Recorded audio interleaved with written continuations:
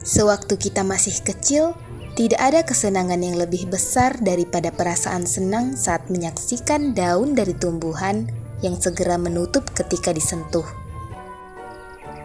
Bahkan saat sudah dewasa seperti sekarang pun, saya masih senang kalau menemukan tumbuhan ini. Kadang saya sengaja mampir hanya untuk menyentuhnya. Loh, lagi-lagi.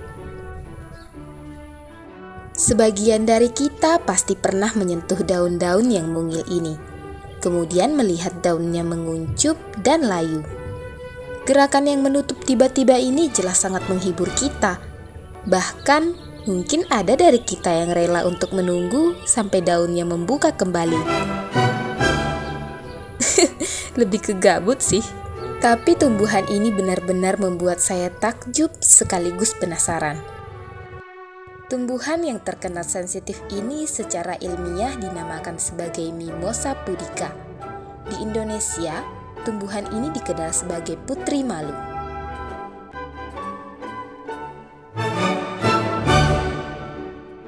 Kalau kamu merasa sebagai orang yang pemalu, kamu tidak ada apa-apanya dibanding dengan tumbuhan ini. Mereka bereaksi cepat terhadap rangsangan eksternal seperti disentuh, perubahan suhu, perubahan intensitas cahaya, hingga suara. Reaksi putri malu umumnya seperti pelipatan daun dan pembungkukan batang. Reaksi cepat dari tumbuhan ini menjadikan mereka sebagai tumbuhan paling unik di planet ini. Putri malu seakan memberitahu kepada semua orang bahwa tumbuhan itu tidak diam saja. Mereka ternyata juga tidak pasif. Tapi pertanyaannya, mengapa putri malu bereaksi secepat itu? Dan bagaimana mereka melakukannya?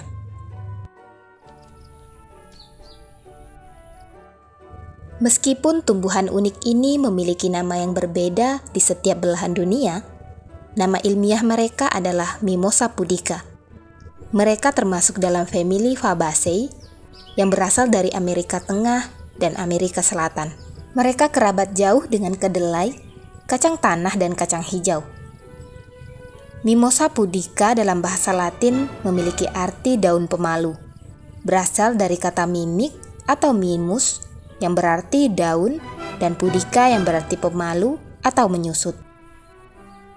Di Indonesia sendiri, banyak nama yang dimiliki tumbuhan pemalu ini, mulai dari rebah bangun, kaget-kaget, hingga kucingan.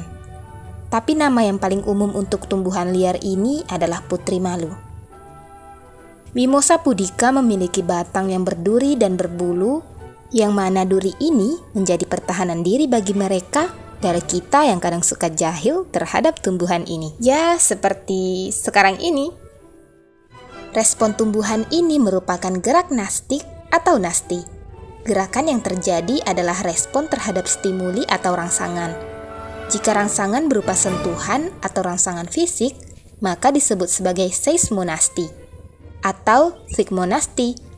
Jika rangsangannya suhu, maka disebut termonasti. Jika rangsangannya adalah cahaya, maka disebut sebagai fotonasti. Sedangkan jika siklusnya siang dan malam, maka disebut sebagai niktinasti.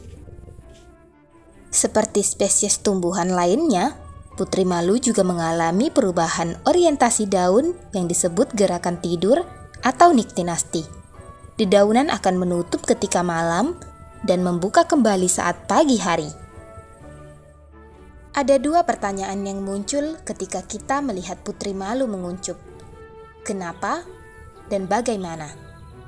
Terlepas dari sifatnya yang invasif, tanaman sensitif ini cukup populer sebagai tanaman hias yang dikoleksi dan dibudidayakan di seluruh dunia, serta dinikmati oleh banyak orang, seperti kita yang penasaran kenapa daunnya sangat sensitif terhadap sentuhan. Salah satu penelitian menyebutkan bahwa Mimosa pudica memiliki jaringan saraf dan jaringan yang mirip dengan binatang. Tapi yang diketahui, tumbuhan tidak memiliki sistem saraf atau otot. Jadi apa maksudnya ini? Salah satu pertanyaan utamanya adalah, mengapa mereka harus repot-repot menutup daunnya? Padahal pergerakan pada tumbuhan memerlukan energi yang banyak. Mengapa sifat ini terus bertahan melewati waktu dan evolusi? Menurut penelitian, ada beberapa alasan mengapa putri malu menutup daunnya. Yang paling utama adalah mencegah serangga memakan daun mereka. Ketika serangga mendarat pada daun putri malu, daunnya akan melipat dan ini akan menakuti serangga, menyebabkan mereka terbang menjauh. Kedua adalah mencegah herbivora. Di alam liar, kebanyakan herbivora menginginkan makanan yang besar dan segar.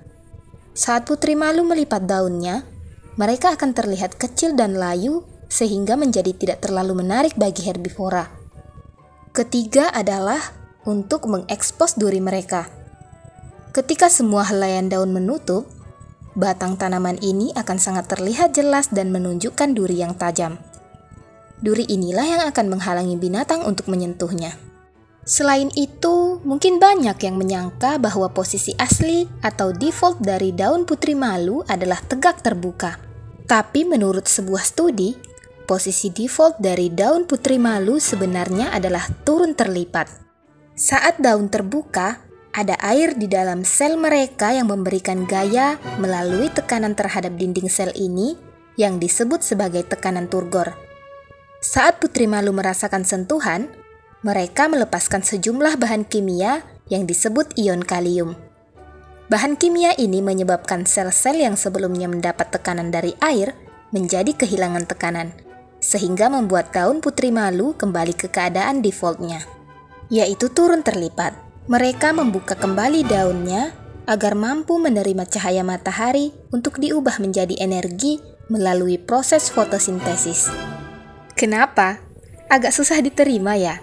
Ya, karena kita telah terbiasa melihat daun yang terbuka untuk menerima cahaya matahari.